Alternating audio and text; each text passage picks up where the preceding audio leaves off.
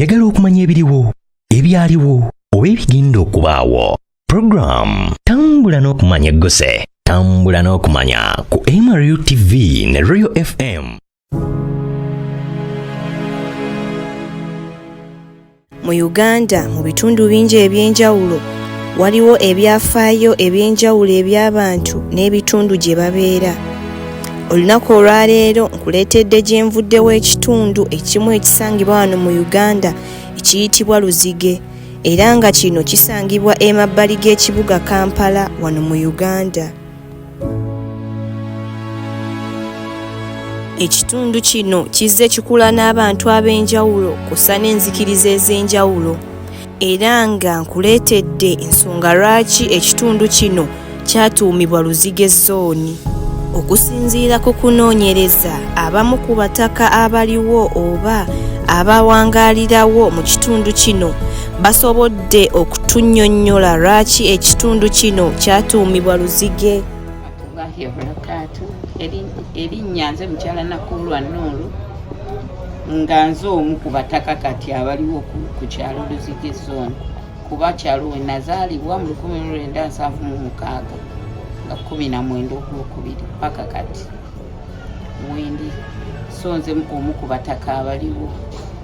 Ekyalo kino Luzige kyajja okutuumirwa Luzige oluvannyuma lwa gavumenti eno eriko okusalawo okukola LC mu bitundu. Abataka abaaliwo ekiseera ekyo baatuula, baali abataka nga 5. Omu gwe neerabidde waliko Mwami Ssenyonga, Mwami Gaya Abbasi, Mwami Sentamu Fred n'omwami oyo omugenzi kati Mwami Luzige. Be bamu ku baatuula nga banoonya ekifo ekyokubbulamu ekifo kyabwe, nga banoonya erinnya, olw'okuba nti Mwami Luzige ye yali abasingako okuba omutaka mu myaka ebbanga lye yali aluddewo. Ne bamuwa omukisa ogwo, ekyalo kyabwe ne kituumibwa Luzige zooni. Ono atubuulidde oba atutegeezezza nti abamu ku bataka abaali bawangaalira mu kitundu kino mu myaka gya 1989 baawanga nnyo obukulu ekitiibwa, era baatuula ne bateesa ne bawa omu ku mutaka munnaabwe obukulembeze ku lw'ensonga nti yali abasingako ku myaka kussa n'obumanyirivu bw'ekitundu kino, era nga erinnya ly'omutaka ono yali ayitibwa Luzige. Eno ensonga lwaki ekitundu kino kyatuumibwa Luzige. Ebyalo bino baabituumanga mannya g'abataka. Myaka gya 5 muno mwalingamu omutaka baamuyitanga Luzige, Ssaalongo Luzige, era bye baali basalaasala ebyalo bizonizi ne bakituuma Luzige zooni, era n'omuzikiti guno oguninaanye baguyita Luzige. Luzige kimu ku bitundu ebirimu obulamu obw'amaanyi n'abantu ab'enjawulo. Abantu bano babeera mu bulamu obw'okukola ennyo okusobola okutambuza obulamu bwabwe. Luzige yava mu kitundu kitono nnyo n'ekula okufuuka ekifo ekirimu abantu abangi n'emirimu egy'enjawulo. Nga kyasooka kulemberwa chairman Omwami Sentamu Fred, ne kuddako Mwami Kanyike ye yamuddira mu bigere okulonda bwe kwaddamu, ne kulyoka kuddako Mwami Muleme Advocate, ne ba chairman abakakulembera Luzige zooni. Luzige ezze ekulemberwa abakulembeze ab'enjawulo ng'ebitundu ebirala bingi, era nga esanga okusoomoozebwa okwetaaga okugonjoolwa okusobola okutambuza obulamu bw'abantu. Ebyalo ebirinaanyeewo biraba babitumanga mannya g'abataka nga Kibuli,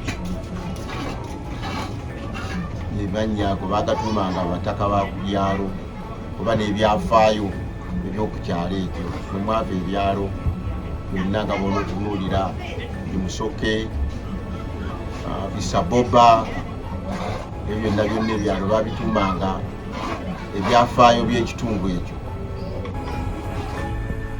Ebitundu ebiriraanye Luzige nabyo byatuumibwa amannya gaabyo okusinziira ku bantu abaali babiwangaaliramu, kw'ossa n'ebimu ku bifo oba ebizimbe ebiri mu bitundu bino. Abantu bano abawangaalira mu Luzige zooni olw'okuba nti tebalina lusuku lwe basakamu mmere ya kulya, emmere kw'ossa n'ebikozesebwa ewaka babigula mu katale ka ssenti bali ku ddembe oba kayita akoowino, nga kano abasuubuzi ab'enjawulo gye bakuŋŋaanira okuleeta emmaali yaabwe ku lw'obungi bw'abantu abawangaalira mu kibuga. Era abantu abawangaalira mu Luzige zooni bantu bakozi ddala, tebalera ngalo, beenyigira mu mirimu egy'enjawulo okugeza waliwo abatunda emmere mu ziwooteeri kw'ossa n'abo abakolera mu maduuka agaalejjalejja. Era abasinga basobola okuyingiza ssente wakati w'emitwalo 2 ku 10 olunaku. Ettaka lino abantu bano kwe babeera oba kwe bawangaalira erisinga lya bwannannyini, n'abo abaliko ng'abapangisa bali ku ttaka lya Mulangira Ssimbwa. Wadde nga waliwo okusoomoozebwa, abantu ba Luzige balina essuubi n'obumalirivu obutumbula ekitundu kyabwe, wadde ng'abamu ku abo abataka abaatandikawo ekitundu kino baayabulira obulamu bw'ensi eno. Ono y'abadde gyenvudde w'ekitundu kino Luzige ekisangibwa emabbali w'ekibuga Kampala wano mu Uganda. Nassozi Aminah y'abadde abikutuusaako wano ku MRU TV.